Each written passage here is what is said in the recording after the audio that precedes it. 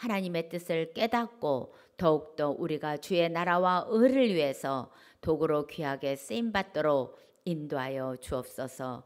모든 것들을 주께 맡겨오니 성령의 나타나심과 능력으로 증거되기 원하오며 감사드리며 지금도 살아계셔서 역사하시고 도와주시는 우리 주 예수 그리스도 이름으로 간절히 기도하옵나이다. 아멘.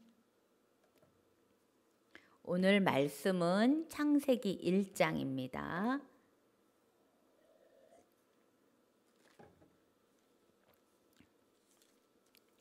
창세기 1장의 14절로부터 19절까지의 오늘 말씀입니다.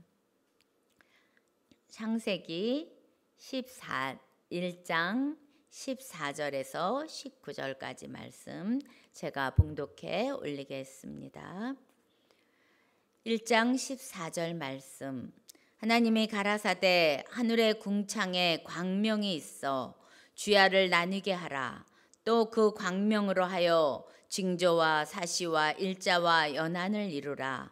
또 그 광명이 하늘의 궁창에 있어 땅에 빛이라 하시고 그대로 되니라. 하나님이 두 큰 광명을 만드사 큰 광명으로 낮을 주관하게 하시고 작은 광명으로 밤을 주관하게 하시며 또 별들을 만드시고 하나님이 그것들을 하늘의 궁창에 두어 땅에 비치게 하시며 주야를 주관하게 하시며 빛과 어두움을 나누게 하시니라. 하나님이 보시기에 좋았더라. 저녁이 되며 아침이 되니 이는 넷째 날이니라. 아멘. 지금 창세기 수요일마다 창세기 강해를 하고 있는데요. 오늘은 넷째 날입니다. 오늘 넷째 날. 넷째 날은 하나님이 가라사대 14절에 하늘의 궁창에 광명이 있어 주야를 나뉘게 하라 이렇게 말씀하십니다. 하늘 궁창은 몇째 날 만들어졌습니까? 하늘 궁창은 둘째 날이잖아요. 윗물과 아랫물의 세계를 나누시고 그 사이에 공간을 두셨는데 그것을 궁창, 하늘이라 칭하시고 이렇게 했습니다. 그래서 그 하늘이라는 궁창에 오늘은 하나님이 광명체를 만드시는 겁니다. 그러니까 광명은 빛이잖아요. 빛인데 첫째 날 빛이 있으라 하셔서 하나님이 빛을 만들었습니다. 그러나 그 빛은 어떤 피조물에 의하여 우리가 살고 있는 이 지구를 비치는 그 빛의 피조물의 빛이 아니라 하나님은 빛이시라 했는데 그 하나님의 빛의 존재가 드러나는, 그래서 빛이 어떤 것인지 빛의 세계가 만들어진 것입니다.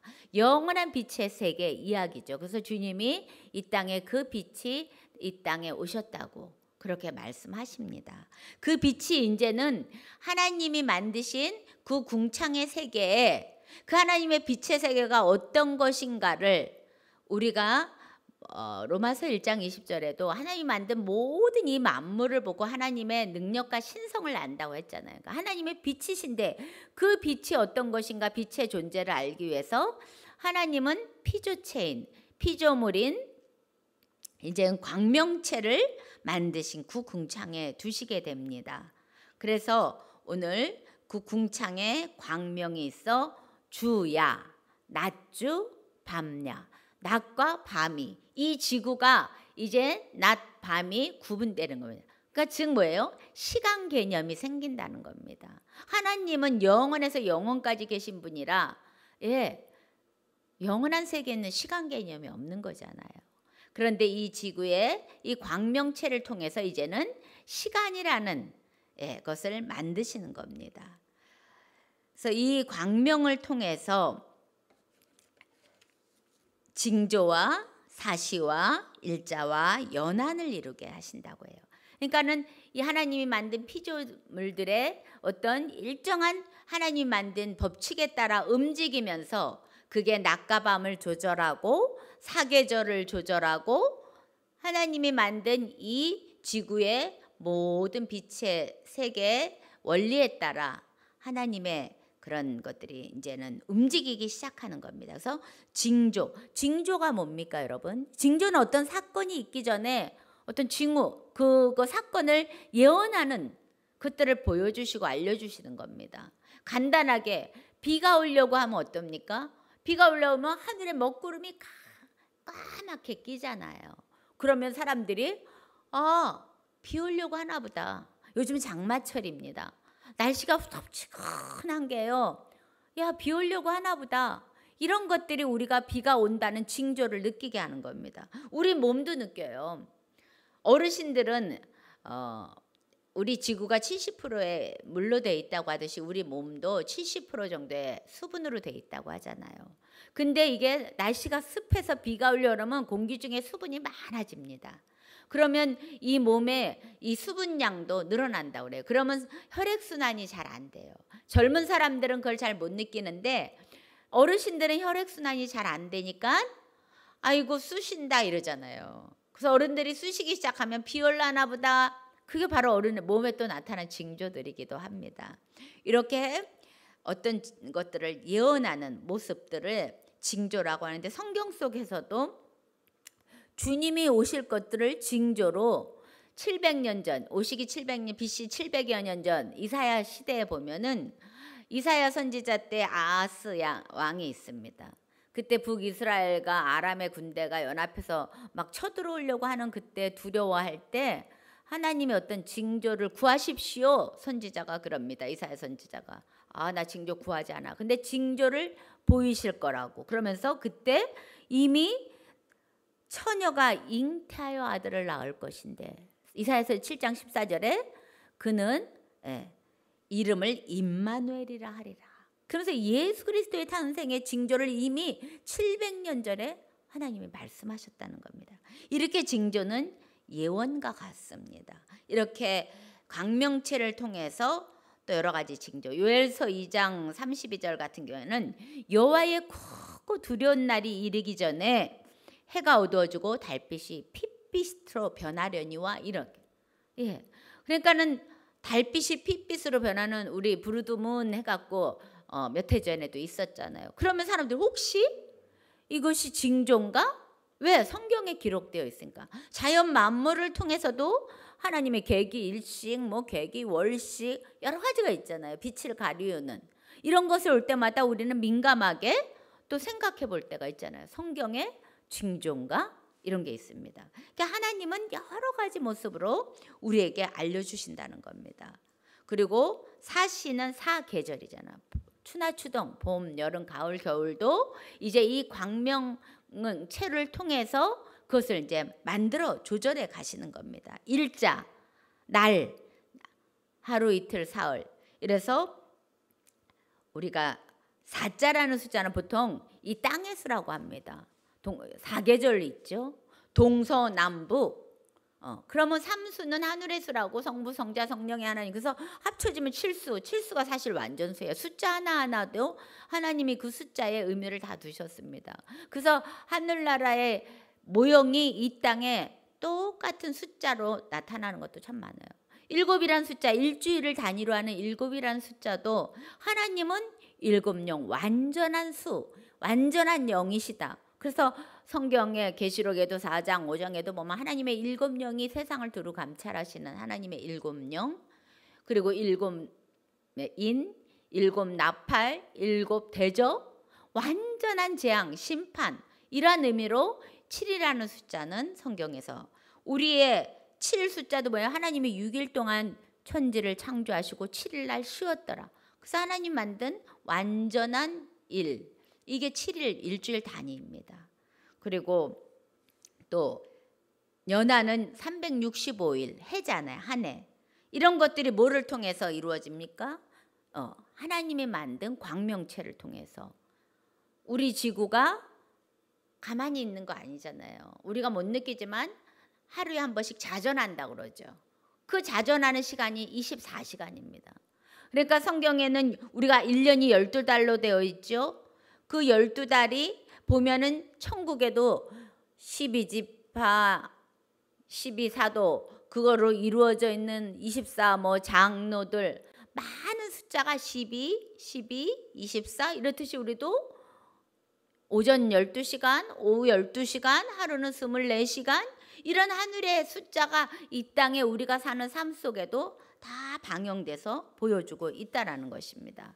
그래서 우리는 이러한 하나님이 만든 시간이란 개념, 광명체를 통해서 해가 24시간 지구가 자전하고 또 해를 중심으로 해서 365일 지구가 공전함으로써 사계절이 나타나고, 이렇게 숫자 하나에도 하나님이 만든 이런 섭리 가운데 다 하늘나라의 섭리가 이 땅에 우리가 하늘나라를 깨닫도록 방영하고 있다는 겁니다.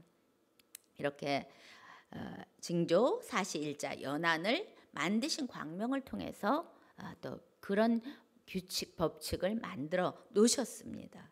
그리고 15절에 광명이 하늘 궁창에 있어 땅에 빛이라 하시고, 하늘 궁창에 빛의 광명체를 두신 이유는요, 땅을 비추는 게 사실은 목적이에요. 예, 땅을 비추기 위해서 우리가 사랑하는 이 지구의 세계, 우리의 모든 것은 빛이 필요한 겁니다. 낮에는 해가 필요하고, 그래서 식물이 자라고 사람들이 살아갈 수 있고, 그러니까 땅을 위한 거예요. 생명들을 위한 것입니다. 그러니까 하나님은 땅을 위해서 비추라 했어요. 그러면 우리 육체의 땅도, 우리의 모든 이런 원리는 우리 사람과 똑같이 동일하게 소우주적 인간에게도 적용이 된다고 그랬잖아요. 땅이 육체라면 빛에 대한 것은 우리의 영혼의 빛입니다. 그러면 이 영혼이 우리의 땅을 잘 비춰줘야 되면 이 땅도 건강하게 올바로 가는 겁니다. 땅을 비추기 위한 광명체들입니다. 그래서 16절에 큰 두 광명을 만드십니다. 큰 광명체는 해를 말하는 것이에요. 그래서 해가 주관하게 되는 때를 12시간 낮의 시간, 또 밤을 주관하게 하는 광명체, 그것은 작은 광명이라 해서 달, 이렇게 해와 달과 또 하늘에 별들을 만드시고, 이렇게 해서 궁창의 세계에 이런 광명체를 해서 땅에 비추시게 하더라, 이렇게 말씀하십니다. 그러면 우리가 이 모든 만물을 하나님의 신성과 능력을 나타내서 하나님의 영의 세계의 교과서라면, 이것을 통해서 우리에게 주시는 영적인 다 말씀이 그 안에 있다는 겁니다. 그걸 보고 우리가 하나님의 세계, 영원한 세계, 하나님이 의도하는 바, 하나님과 우리 관계, 다 이것을 통해서 깨닫는 교과서들입니다. 그래서 해는 그럼 무엇일까? 해는 성경의 시편 84편 11절에 보면 이럽니다. 여호와 하나님은 해요 방패시라. 그래서 해에 하나님을 많이 비유해 놓습니다. 그러니까 해는 어때요? 하나님이 만든 큰 광명체, 낮을 주관하는 광명체인데 그 해는 움직이지 않습니다. 해를 중심으로 해서 하나님이 만든 이 지구에 있는 다른 행성이라고 그러죠. 수금, 지와, 목토, 천해, 명, 우리 과학 시간에 수성, 금성, 지구 이렇게 순서대로, 그죠? 태양으로부터 있는 순서대로 배웠잖아요. 그렇듯이 그 행성들은 태양을 중심으로 돌고 있습니다. 그러나 하나님은 절대 불변의 하나님은 움직이시지 않는 중심이 되는 것입니다. 그래서 하나님을 해에 비유합니다. 주님도 이 땅에 빛으로 오셨다고 요한복음 8장 9장에 보면 말씀하십니다. 그래서 해는 하나님을 상징합니다. 그래서 해에 그런 나타나는 그 빛의 색을 봐도 거기 보면 우리가 일몰 때는 붉게 문들면 그것을 보고 뭐예요? 우리는 주님의 십자가의 그 보혈을 생각할 수 있습니다. 그리고 아침에 떠오르는 그 밝은 노란빛, 그 흰빛의 광명한 그 빛을 볼 때는 또 무엇을? 하나님이 정말 영광 중에 오시는 하나님의 그 재림의 그 역사들을 우리가 또 밝은 광명한 새벽별이신 새벽에 주님도 오신 것 같이 그 새벽에 뜨는 햇빛을 보면서 그 색깔도 다양하게 나타난 그것을 보면서 하나님의 그 속성도, 하나님의 색깔도, 하나님의 사역도 우리가 해를 통해서 사실은 깨달을 수 있습니다. 그러면 밤을 주관하게 하는 작은 광명은 달입니다. 그러면 달은 무엇일까? 달은 혼자서 빛을 내지 못합니다. 해는 자기 스스로 빛을 내지만 달은 해의 빛을 받아 반사하는 작용을 합니다. 그럼 뭐예요? 하나님의 말씀을 받아서 예언하는 선지자들이 달격입니다. 그래서 마태복음 11장 13절에도 선지자와 율법에 예언한 것은 요한에까지인가. 빛이신 예수님이 오시기 전까지가 율법이 그림자잖아요. 그게 복음이 실상이 올 때까지 선지자들이 예언을 받아서 빛을 받아서 반사하는 그게 달격입니다. 그래서 마지막 요한이 그 주님의 오심을 예언한 빛을 반사해서 예언하는 것입니다. 이렇게 달이 또 우리가 그렇게 꼭 그거다라는 게 아니라 정말 비유를 하자면 그렇게 볼 수 있다라는 겁니다. 그러면 별은 무엇이겠습니까? 별은 그 밤에 궁창에 땅을 비추게 하기 위해서 별들을 만드시고 그럽니다. 별은 성경의 계시록 1장 20절에 가보면 사도 요한이 본 것입니다. 내 본 것은 내 오른손에 7별의 비밀과 7촛대라. 7별은 7교회의 사자요 7촛대는 7교회니라. 그래서 별은 7교회의 사자라고, 종들, 목사님들 오늘날로 치면 그렇게 말할 수 있겠죠. 그 사자들에게 별을 비유하고 있습니다. 그러면 별이 밤중에 뜹니다. 그리고 그 깜깜한 밤에 요즘이야 뭐 네온사인에 뭐 여러 가지 우리가 발명한 빛의 것이 많지만 아무것도 없는 사막, 아무것도 없는 깜깜한 칠흑 같은 데서 뭐 보고 길을 찾아갑니까? 별자리 보고 길을 찾아요. 별을 따라가야 됩니다. 그래서 옛날엔 별 보고선 나침반 역할을 하는 겁니다. 동방 박사도 예수님한테 올 때 별 따라 옵니다. 그래서 별이 멈추는 곳에 별 따라와서 예수님 만나요.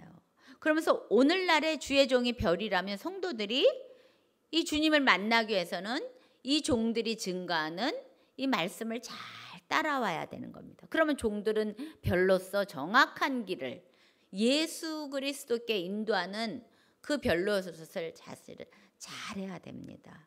이렇게 별은 7 교회의 사자에 대해서 얘기합니다. 그러면서 그랬잖아요. 계시록 2장에 오늘 1장의 20절에 7 촛대와 7 교회의 별인 사자입니다. 7 교회는 7 촛대는 7 교회이니라 하면서 7 교회를 계시록 2장에 쫙 펼쳐 주십니다. 빛이라는 겁니다. 이 땅의 빛은 교회라는 겁니다. 그러면서 빛의 역할을 이 7 교회를 통해서 알려주셔요. 그러니까 7 교회는 이 터키에 있거든요. 소아시아에 있는 교회였잖아요. 사도 바울이 전도했던 하신 교회입니다.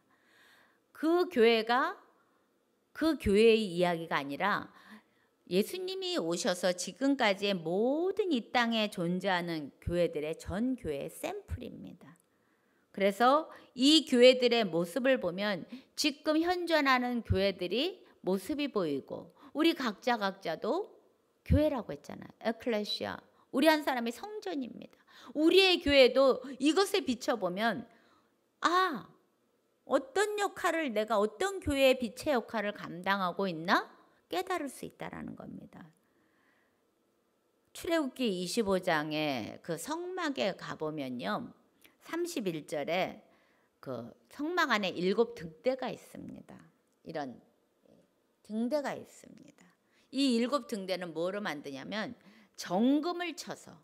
정금으로 등대를 쳐서 만듭니다.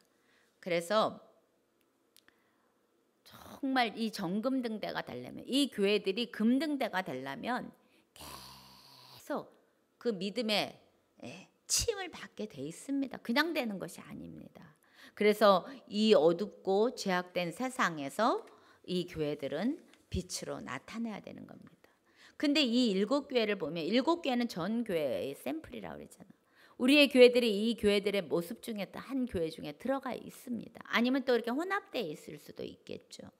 근데 이 교회들이 다 칭찬을 받습니까? 그렇지 않잖아요.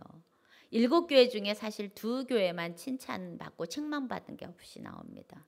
이 5 교회들은 책망을 많이 받습니다. 그럼 뭐예요? 3분의 2가 넘는 거라는 거잖아요. 책망받는 교회. 3분의 1도 못 되는 교회들이 칭찬을 받고 있다라는 겁니다. 오늘 우리가 2장에 3장에 나와 있는 7교회들을 살펴보면서 하나님께서 무엇을 살피고 계시는가? 7영이신 하나님의 영이 무엇을 살피고 무엇을 책망하시는가?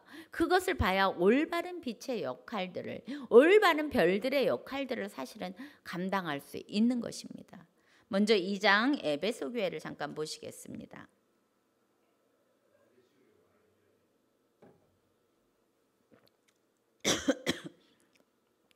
2장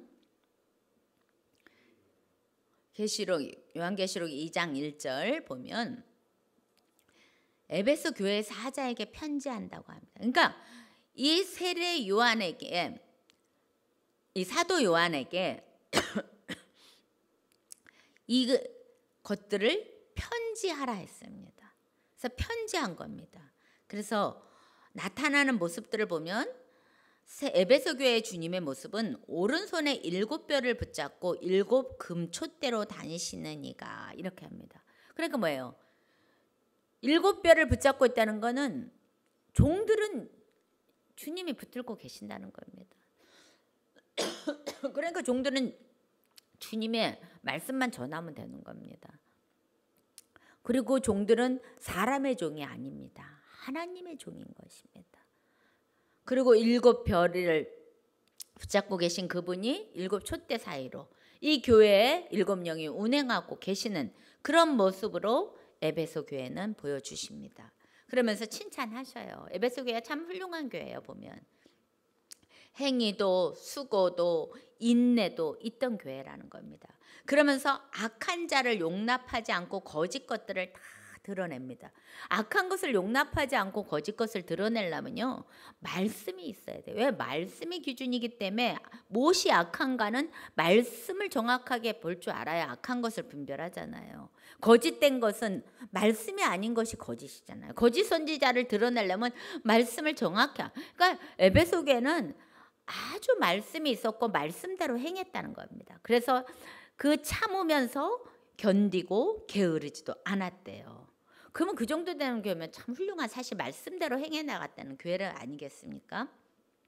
그리고 니골라당을 행위를 미워했다. 니골라당은 적장주의 신앙이거든요. 그것을 말씀대로 하지 않는 그런 적장주의 신앙을 용납하지 않는, 그래 정확한 교회였다는 거야. 그럼 칭찬만들 많아하죠. 이 정도면. 그런데 하나님이 너에게 책망할 것이, 뭘 책망하냐?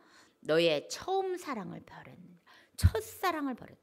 여러분, 많은 일을 할지라도 사랑이 없으면, 고린도전서 13장에 했잖아요. 뭐 천사의 방언을 하고 뭐 이 산을 옮겨 저 산을 옮겨만 믿음이 있고 너무너무 열심히 잘하더라도 사랑이 없으면 아무것도 안. 근데 에베소 교회가 너무 정확하게 말씀으로 드러내고 막 딱딱 하다 보니까 그 영혼에 대한 사랑을 잊어버렸다는 겁니다. 여러분, 좀 부족해도 끌어안으면서 참아가고 견디면서 그 영혼을 사랑하는 마음을 잊어버리면 우리가 하는 것들이 정말 이렇게 책망받을 수 있다라는 겁니다. 우리도 하다 보면 이러한 모습들이 있더라고요. 그럴 때 정말 사랑을, 주님이 사랑이잖아요. 하나님이 사랑이시라. 그럼 사랑이 없으면 주님 없다는 말하고 똑같은 거예요. 사실 내 의로, 우리의 열심으로 일하고 있을 수도 있다라는 겁니다. 그러니까 빨리 깨우쳐라. 사랑을 잊어버린 건 아무것도 아니니라 지금 말씀하고 계시는 겁니다. 그러면서 네가 빨리 회개해서 그렇게 안 하면 촛대를 옮겨버리겠다. 촛대는 뭐예요? 불빛이잖아. 빛이잖아. 촛대가 없는 교회는 예수님 없는 거예요. 예수님이 떠난 교회예요. 영역이 떠난 거예요. 그 영역이 떴고 주님이 없는 교회를 뭐 사람이 하는 인본주의 교회가 돼버린다는 거죠. 그러니까 뭐예요? 빨리 회개해야 되는 겁니다. 그래서 너희들이 이기는 자에게는, 그러니까 회개하고 돌이키는 자에게는, 그게 이기는 자거든요. 너희가 낙원에 있는 생명나무에 가시를 줘 먹게 하겠다. 낙원이라는 건 우리가 누가복음에서 강도의 사건에서 예수님이 십자가에 달리면서 그 오른편에 있는 강도에게 네가 오늘 나와 함께 낙원에 있으리라. 예. 낙원이라는 건 영들의 세계에서 있는 부분인데 그것은 또 지금 설명하기는 복잡하니까 그 낙원에 있는 생명나무 가시를 먹게 하겠다 하는 약속이 있습니다. 그러면서 항상 귀 있는 자는 성령이 교회들에게 하는 말씀. 여러분 귀 없는 분이 어디 있겠습니까? 우리가 장애인이 아닌데. 그러면 영적인 주님의 음성을 들을 영적인 귀가 열려야 된다는 겁니다. 예. 그래서 오늘도 교회들이 하시는 말씀을 들을 귀들이 열려야 합니다. 두 번째 교회는 어떤 교회입니까? 빛을 발하는 두 번째 교회는 서머나 교회입니다. 2장 8절서부터 계시록 2장 8절부터 서머나 교회에 나타나신 주님의 모습은 처음이요 나중이요 죽었다가 살아나신 처음이요 예수님은 시작과 끝이요 알파와 오메가입니다. 그러니까 영원 전부터 영원 후까지 영원하신 분이라는 겁니다. 그러나 죽었다가 살아나셨다는 것은 부활, 우리를 위하여 십자가에서 타고시고 그 영원하신 생명을 가진 그분이 부활하신 주님의 모습을 이 교회는 보여주고 계십니다. 그러면서 네 환난과 궁핍을한다. 환난이 많았대요. 또 가난했대요. 가난한 교회들 핍박도 많아요. 어려움도 많아요. 가난한 교회가 하는 말을 먹히지도 않아요. 옳은 말에도. 그렇잖아요. 왜? 교회 안에도 물질 힘이 있거든요. 지금 그렇게 그래서 이들에게는 육적인 환난이 많았다는 겁니다. 그러니까 그렇지만 하나님이 보실 때는 사람이 볼 때는 가난한 교회였고 아무것도 아니었지만 내가 부유한 자의 실상은 그러니까 주님이 부유하게 보냐가 중요한 거잖아요. 세상에서 어떻게 보냐가 아니라 주님이 우리들을 어떻게 보고 계시냐 우리 교회를 어떻게 보고 계시냐가 중요한 거거든요. 그러면서 너희들이 작다 보니까 연약하다 보니까 유대인이라고 율법적이고 유형의 믿음을 가진 자들이 와서 막 회방한다는 거예요. 근데 그건 사단이 하는 짓이다. 그러면서 네가 고난을 받을 것이다. 그래서 옥에도 갇힐 거야. 시험을 받아. 그러나 10일 동안 딱 열흘인지 어떤 상징적으로 10이라는 숫자인지 모르지만 우리에게 옥에 갇히고 그런 잠깐의 환난이 있다는 겁니다. 여러분 환난이 사도 바울 때도 환난을 엄청 복음을 전하면서 겪잖아요. 옥에도 갇히잖아요. 그러나 하나님의 놀라운 역사도 있죠. 그런 거 마찬가지로 우리가 지금 시대도 똑같아요. 세상을 따르지 않으면 우리도 옥에 갇혀 이런 일을 받는 날이 올 수 있다는 거예요. 예를 들어 지금 뭐 평등법, 포괄적 차별금지법 뭡니까? 우리가 성경대로 말하면 동성애가 죄입니다. 이런 식의 말하면 그 법이 통과되면 어떻게 해요? 소수자들을 인권을 우리가 그들을 핍박했다, 탄압했다 해서 우리가 잡혀갈 수 있습니다. 벌금 내지 않으면. 그러나 너희들이 뭐예요? 끝까지 잡혀간다는 게 벌금 내겠지만 안 그러면 뭐 있잖아요. 벌금 대신에. 그럴 수 또 충분히 있는 시대잖아요. 지금은. 그러나 너희가 주님이 잠깐 동안이라는 겁니다. 잠깐의 환난입니다. 영원한 것들을 위해서. 죽도록 충성하라. 그리하면 내가 생명의 면류관을 주겠다. 이럽니다. 야고보서 1장 12절에도 그럽니다. 시험을 참는 자들은 옳다 인정함을 받은 다음에는 생명의 면류관이 약속돼 있다. 우리가 정말 잠깐의 고난, 시험이 올 수 있습니다. 그러나 죽도록 우리가 주님을 위해서 우리의 것들을 충성한다면 인정하시면 생명의 면류관이 있다는 겁니다. 그러면서 이 교회에 약속하신 것은 둘째 사망에 이기는 자는 둘째 사망의 해를 받지 아니하리라. 이기는 자입니다. 서문화 교회에 있다고 다가 아닙니다. 그런 것 속에서 끝까지 이기는 자입니다.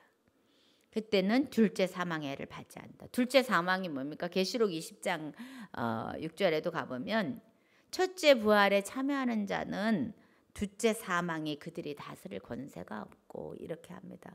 첫째 부활에는 정말 주님을 위하여 순교한 자들과 하나님의 나중에 짐승에 펴받지 않는 이런 자들이 주님이 오셔서 이 땅에 지상강림하면 천년왕국에 들어가는 자, 첫째 부활, 주님 오실 때 부활하거나 살아서 주님을 만나는 그런 자들이 첫째 부활에 참여해서 천년 왕국에 들어가는 자들입니다. 그러면 둘째 사망은 주님이 천년 왕국이 끝나고 나면 백보자 심판이 있습니다. 그때는 다 부활하고 악한 자도 선한 자도, 그래서 백보자 심판을 통해서 둘째 사망 불못으로 다 떨어요. 그게 둘째 사망, 영원한 사망. 그러나 첫째 부활에 참에서 천년왕국에 들어간 첫째 부활의 자들은 그 백보자 신전의 둘째 사망에는 관계가 없다라는 겁니다.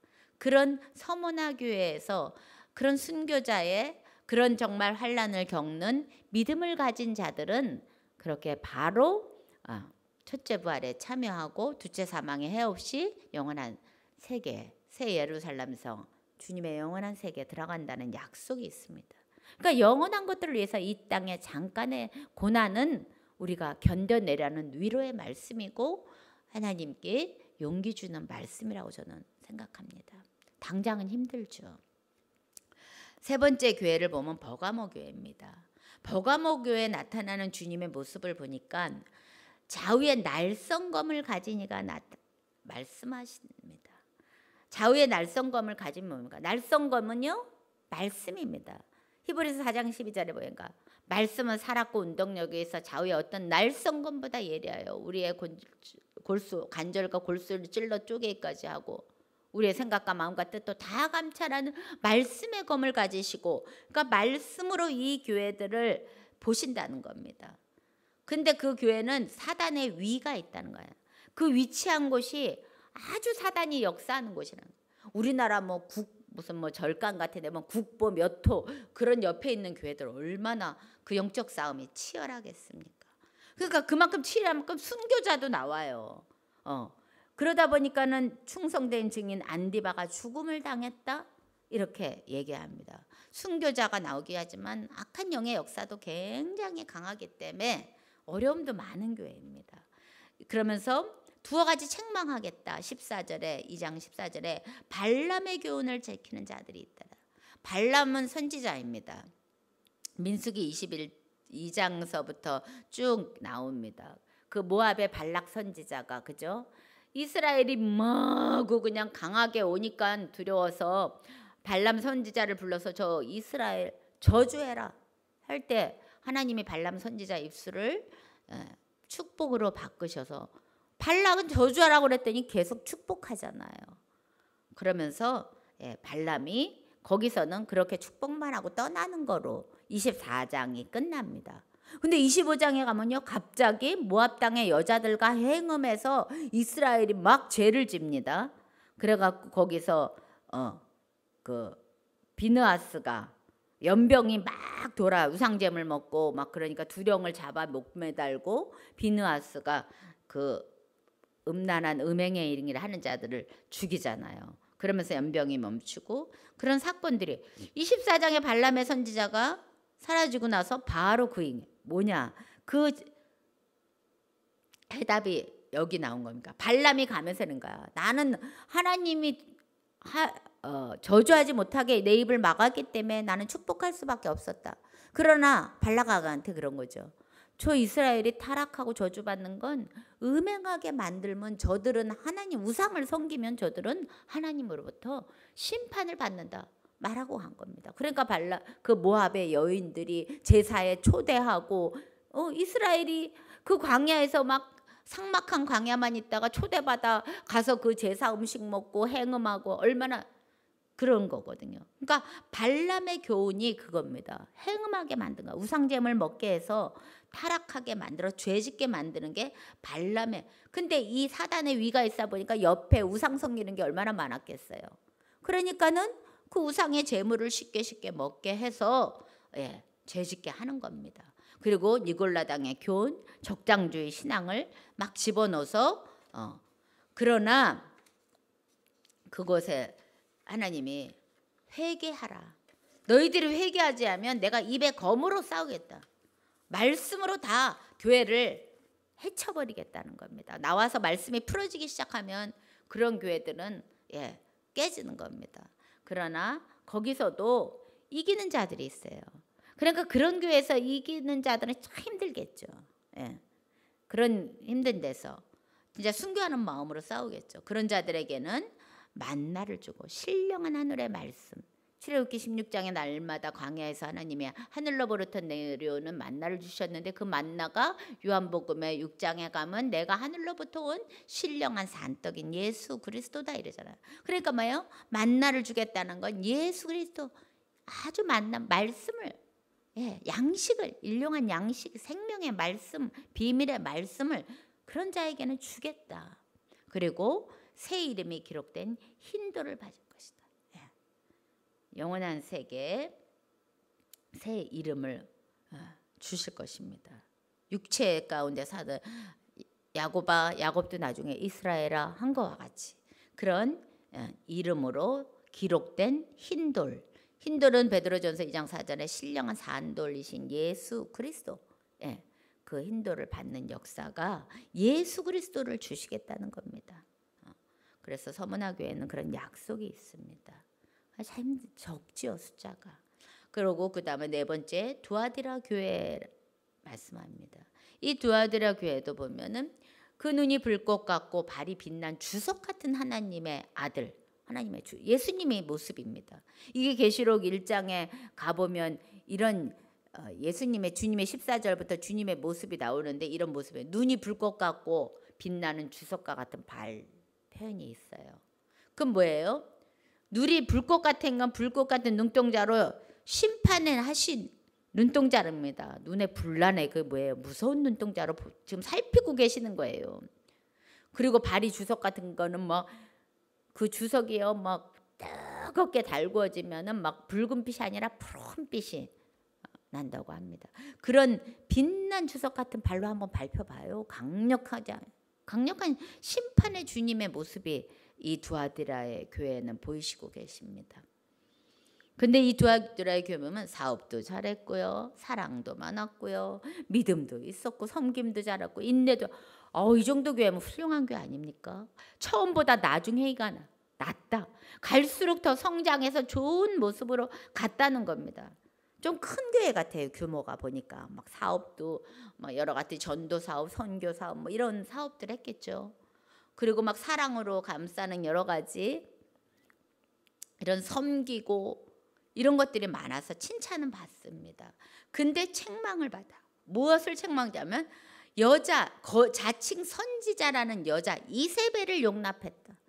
이세벨이 뭡니까? 이세벨의 영은 어떤 영이에요? 이세벨은요 왕상 18절에 가장 암흑의 시대의 왕 아하방 시대의 왕비입니다. 바알의 딸입니다. 그 아하방의 부인이 데려왔을 때 그 뭘 갖고 옵니까? 바알 신하고 아세라 목상 자기의 신들을 갖고 와서 이스라엘 백성들을 다 행음하게 만듭니다. 바알 신은 무엇을 상징합니까? 바알 신은 권세주의예요. 남신입니다. 아세라 목상은 물질주의입니다. 풍성한 또 그러다 보니까는 지금 이세벨의 영은 권세주의, 물질주의가 교회 안에 들어왔다는 겁니다. 그래서 내 종들을 깨워서 교회가 크다 보면 물질적인 것들이 막 권세 있는 것들이 들어오잖아요. 오늘날의 교회도 순수하고 작을 때는 이러다가 막 교회가 커지면 막 물질, 권세, 힘이 생기잖아요. 그럴 때 잘못하면 이세벨의 영을 용납하게 되면 행음하는 거라는 겁니다. 회개하고자 아니하는 데다 기회를 줬대요. 자꾸 깨달을 수 있도록 사인을 종에게 주셨대. 너 이러면 안 된다. 복음으로 돌아 순수 복음으로 네 첫사랑을 회복하고 처음으로. 그런데 물질에 취하고 권력에 취하고 그러면 그걸 과거에 순수했던 그 처음에 그것을 잊어버릴 수 있다는 거예요. 그러니까 주님이 뭐라 그래요?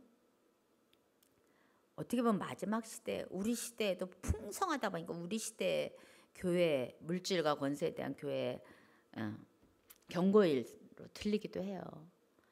행음한다는 게 뭡니까? 야고보서 4장 4절에 가늠한 여인들은 세상과 벗된 여인들, 하나님보다 세상 더 좋아하는 그게 다 음행하고 가늠한 여인들입니다. 세속주의, 인본주의, 물질주의. 오늘날의 교회도 사실 여기에 많이 들어갑니다. 그러면 하나님이 어떻게 하겠다? 내가 그 종을 침상에 던져버리겠다. 병들게 하겠다. 여러분 오해 마십시오. 병들었다고 다 그런 건 아니고 하나님이 그렇게 경고하신다는 겁니다. 그리고 더불어서 간음한 자들은 환난의 어려움을 던지게 버리겠고 너희 자녀들 그 영적인 자녀들이 다 죽는다는 거. 숫자 많으면 뭡니까? 영적으로 죽어 있으면 죽은 자라는 겁니다. 서문하게 같이 가난하고 궁핍해도 남들은 우습게 봐도 부유한 자다 이런 칭찬을 받아야지. 풍성하고 막 많은데 다 영적 자녀가 죽었다. 육신의 죽음의 얘기 아니라 영적 죽음은 죽음입니다. 이래서 풍성하게 일은 잘했지만 물질 권세들로 인하여 책망받는 교회가 되었다는 겁니다. 그러면서 나는 사람의 뜻과 마음을 감찰한다.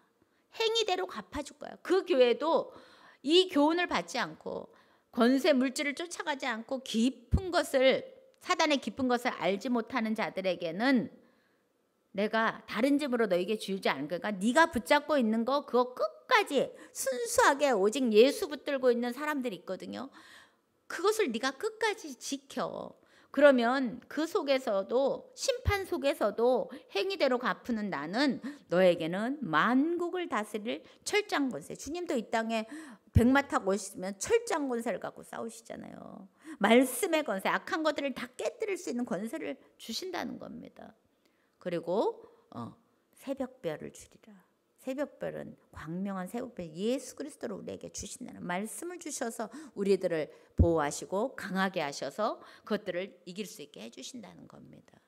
그러니까요 여러분 우리 교회가 그래서 어쩔 수 없어요가 아닙니다. 우리 교회가 그럴지라도 이게 진리고 복음이면 그것을 위하여 기도하며 지켜내며 그 영적 싸움이 있을 때 하나님은 그 가운데서도 지키시고 이런 능력을 주신다는 겁니다. 다섯 번째 사대교회입니다. 3장에 보면 1절에 사대교회는 하나님의 모습이 7영과 7뼈를 가지시니까 이럽니다. 하나님이 7영이잖아. 완전한 영이시에요. 그리고 7뼈를 가졌다는 건 종을 완전히 붙잡고 치리하고 계시는 그 하나님이 교회를 살피시는데 정확하시죠. 잘못 보시겠습니까? 그러면서 살았다는 이름을 가졌더나 죽은 자, 죽은 교회라는 거예요. 살은 것 같이 보이는데 죽었대. 여러분 막 커리큘럼이 막 화려해요. 막 행사도 뭐 초청잔치 뭐 가수 불러다가 노래하고 뭐 얼마나 많은 거 신나게 막 합니다. 그래서 살아있는 우리 교회는 모두 하고 맨날 바빠요. 분짝분짝 하는데 주님이 보실 때 생명이 없다는 겁니다. 살아있지 않다는 거예요. 온전한 것이 없다는 겁니다. 여러분 주님이 사람이 보기에 남은 것도 아닌 것 같아도 주님이 인정하는 게 중요한 거잖아요. 주님이 너 죽은 교회다.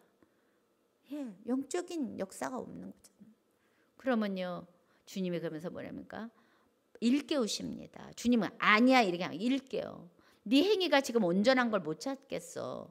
근데 네가 어떻게 받았으면 어떻게 들었는지 처음에부터 이러지 않았다는 거야. 근데 받았을 때 들었을 때 정말 하나님 앞에 그 은혜 가운데 순수한 때가 있었다는 겁니다. 그 교회도. 어떻게 들었는지 생각해 봐. 초심의 마음을 돌이켜 봐. 그러면서 빨리 회개하라. 회개가 중요한 겁니다, 여러분. 회개하면 사는 겁니다. 이 마지막 시대, 지금 이 시대 우리 교회들이 할 일은 회개입니다.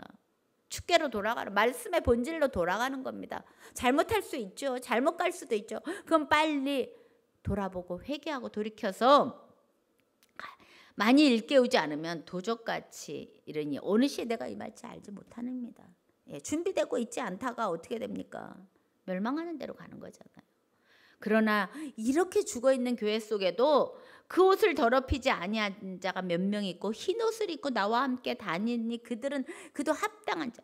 이런 죽은 것과 진동에서도 그 안에서도 말씀을 지키고 믿음을 지키면서 얼마나 힘들겠습니까? 그걸 보면서 막 그 교회 종을 위해서 기도하는 사람이 있을 겁니다. 하나님 우리 교회가 이러고 있습니다. 용서해 주십시오. 하나님 우리 교회 깨우쳐 주십시오. 우리 교회 살려 주십시오 하면서 흰 옷을 입었다는 건 더럽히지 않았다는 거잖아요. 옷이 뭡니까? 행실이잖아요. 그죠? 그러니까 그들의 행실은 정말 깨끗하고 그 교회를 위해서 기도하는 자가 있을 겁니다. 그런 자들은 있다는 겁니다.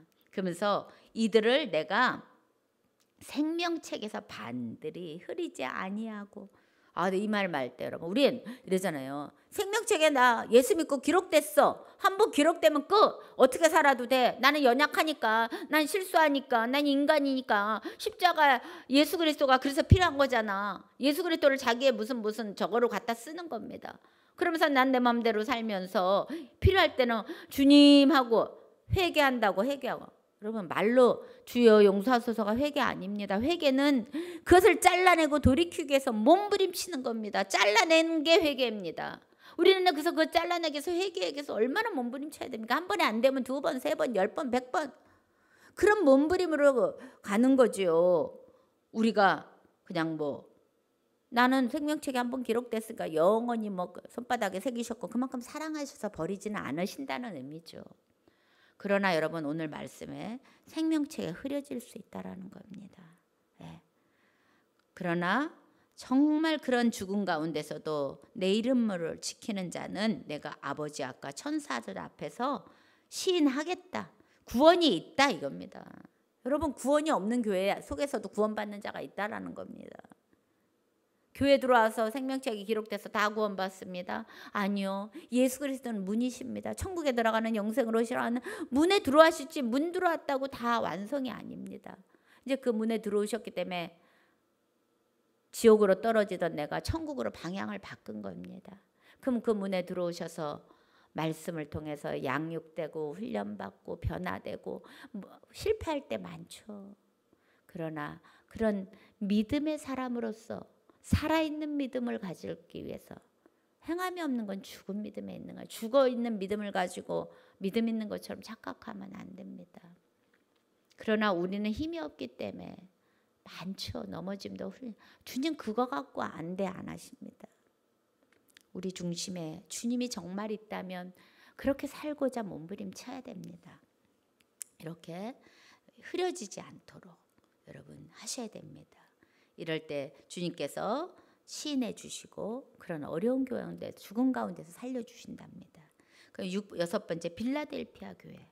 빌라델피아 교회는 다윗의 13가지니 열면 닫을 자 없고 닫으면 열 자 없는. 그게 뭡니까?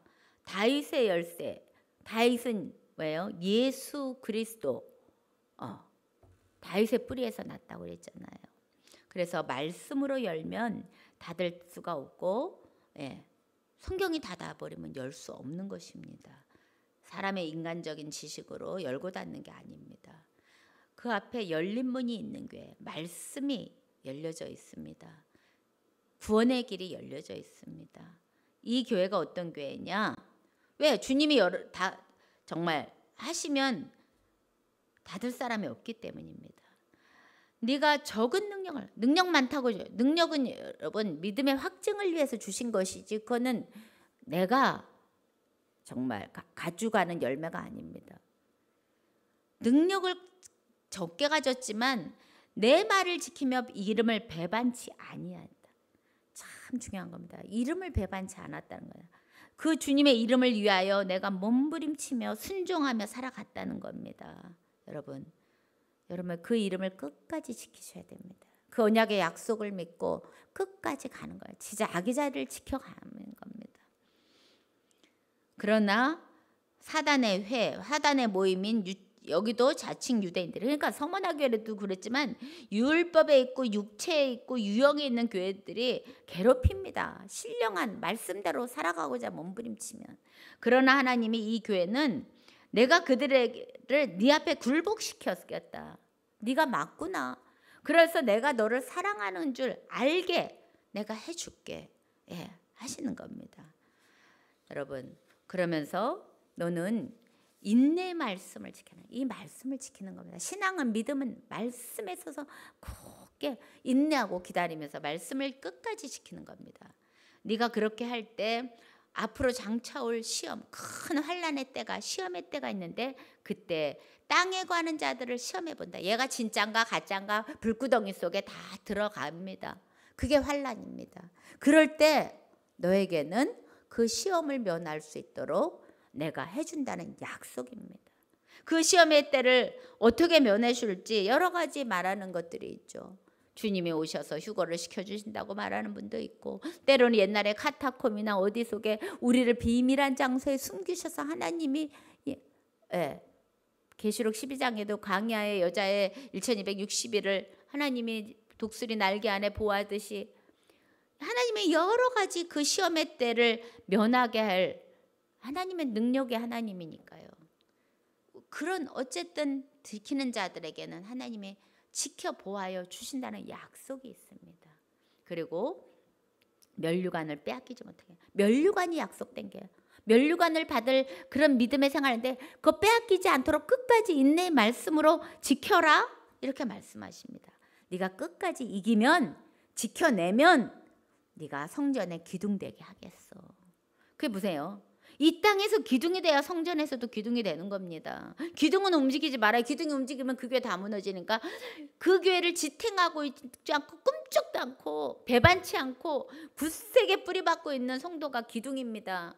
그 기둥은요, 영원한 세계의 성전에서도 기둥입니다. 그리고 하늘에서 내려오는 하나님과 새 예루살렘의 이름이, 그러니까 기록된 것, 그 나의 새 이름을 그 위에 기록합니다. 그러니까 인쳐되는 겁니다. 그런 성도는. 우리가 이 빌라델피아 같은 교회, 빌라델피아 교회에 속한 성도와 같은 정말 꿋꿋하게 이름을 능력은 없지만 배반치 않고 인내의 말씀으로 끝까지 자기 자리에서 그 역할을 감당하는 그런 빌라델피아 교회, 이러한 성도들 되시길 주의 이름으로 축원합니다. 마지막 라오디게아 교회입니다. 그는 거기서는 예수님의 아멘이시여 충성되고 참된 증인, 창조의 근본, 아멘, 아멘이시고 충성되고 참된 증인, 이게 무슨 말입니까? 아멘, 100% 순종했다, 아멘, 그렇습니다, 이거잖아요. 충성되고 참된 증인, 예수 그리스도는 100% 순종하신 분이잖아요. 그런 모습으로 아멘이신 그 하나님이 나타나십니다. 그래서 근데 이 교회는 어떠냐? 차지도 않고 뜨겁냐? 냉정하게 이성적으로 판단하고서 하거나 아니면 불같은 성령의 역사가 있거나, 이것도 아니고 저것도 아니고 미지근해서 세상 반 교회 반 양다리 거쳐서 자기의 상황에 따라 왔다리 갔다리, 그러면서도 뭐예요? 자기는 그걸 믿음으로 착각한다는 겁니다.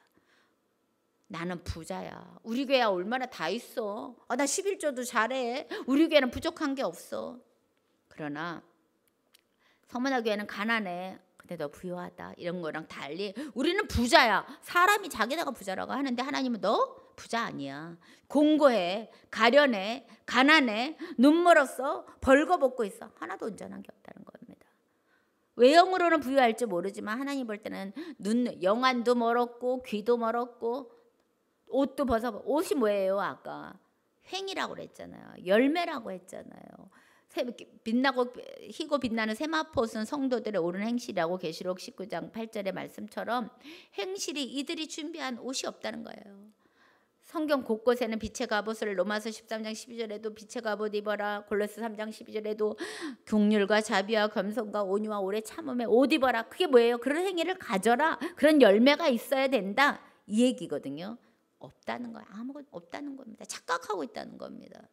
그러니까 하나님이 너를 권하노니 그래도 너를 긍휼히 여겨서 우리에게 회복하도록 연단한 금을 사서 믿음을 가져라.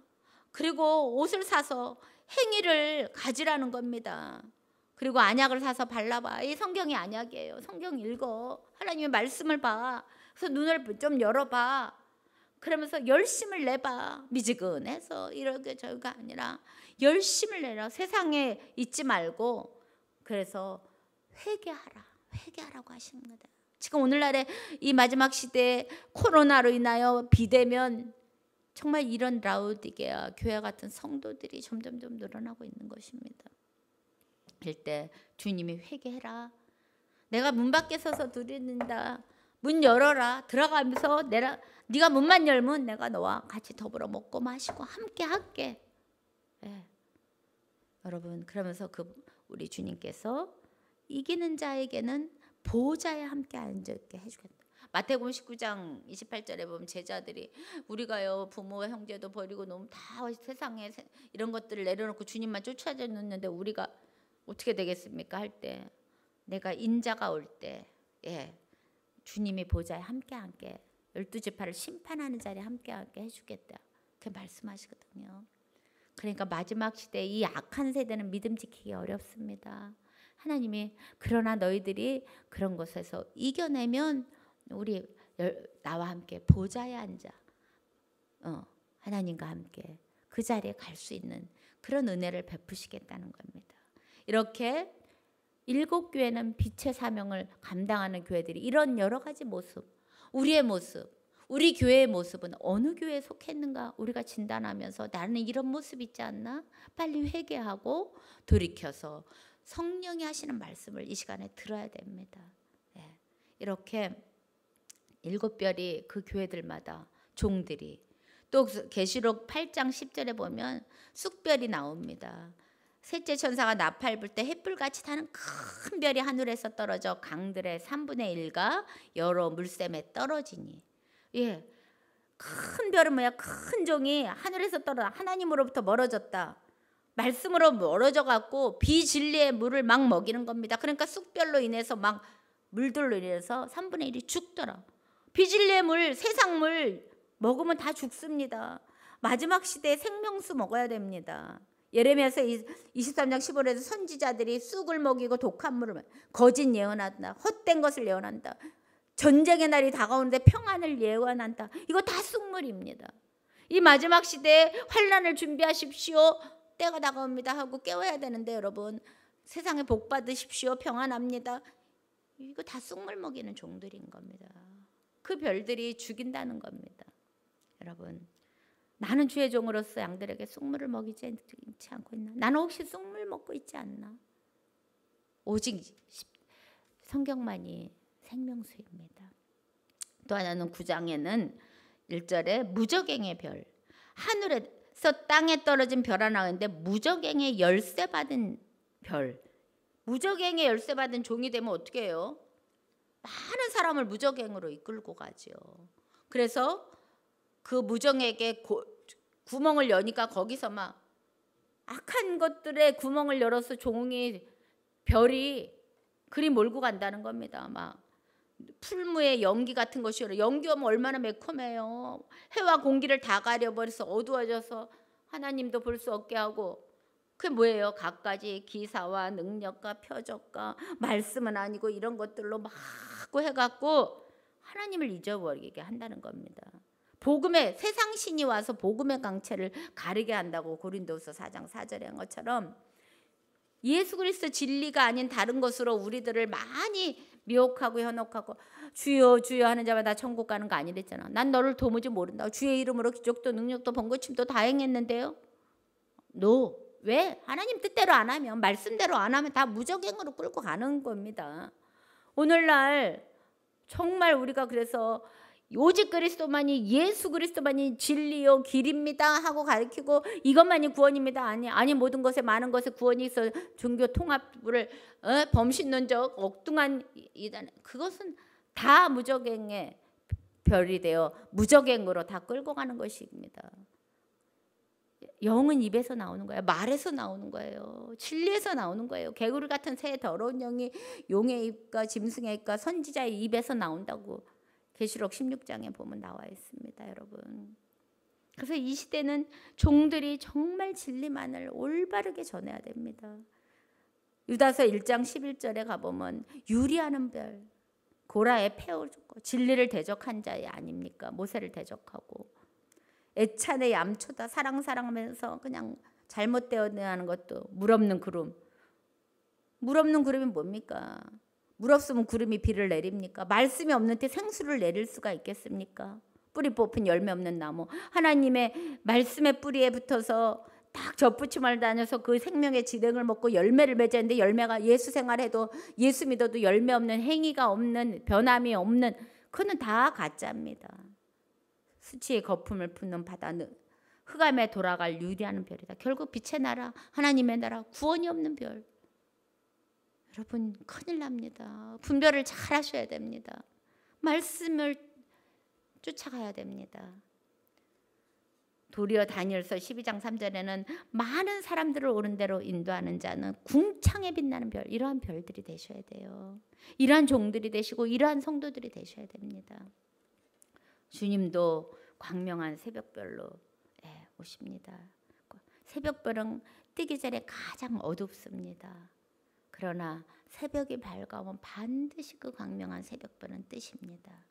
그래서 우리들은 창세기 22장에 가면 아브라함에게 그 후손을 약속할 때 하늘에 속한 별, 바다의 모래 같은 자손, 하늘의 별 같은 믿음의 자손과 바다 육신에 속한 모래 같은 자손들을 약속합니다. 여러분, 마지막 때 모래에 속한 자손들은 계시록 12장에 보면 하늘에 속한 자들을 대적하기 위해서 모래 위에 섰더라. 여러분, 이 마지막 시대에 우리가 정말 어떤 별을 쫓아가고 내가 어떤 별의 역할을 해야 되는가 중요합니다. 어두울수록 빛의 역할이 필요합니다. 하나님 빛의 세계를 만드시고 그런 빛을 통해서 우리에게 주시는 교훈이 무엇입니까? 이 시대의 빛을 발하고 교회들이 별들의 사명을 잘 감당하고 이럴 때 주님이 오실 때 그 뭐 해의 영광도 달의 영광도 별과 별들의 영광도 그 빛의 영광들을 우리가 다 입을 것입니다. 그래서 주님 오셨을 때 잘했다 칭찬, 우리의 사명을 잘 감당하고 칭찬받으시고 또 해 같은 영광, 달 같은 영광, 별도 빛나는 별의 영광, 정말 어떤 별이 되셔서 어떻게 인도하셔야겠습니까?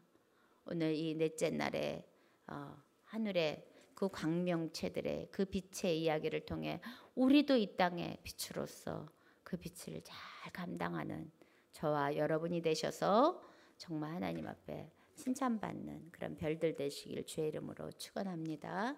기도하겠습니다. 할렐루야. 하나님 감사합니다.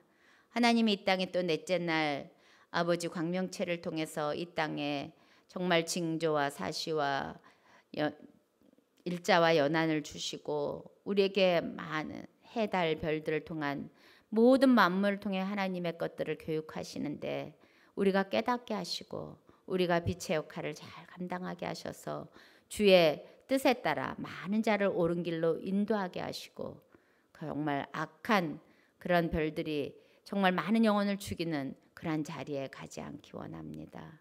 오늘도 준 말씀으로 인쳐주시고 우리들이 인내의 정말 적은 능력을 가졌지만 배반치 않고 인내의 믿음으로 끝까지 승리하여 주님의 보호하심 속에 늘 함께 할 수 있는 저희들 되도록 도와주옵소서. 감사드리며 예수 그리스도 이름으로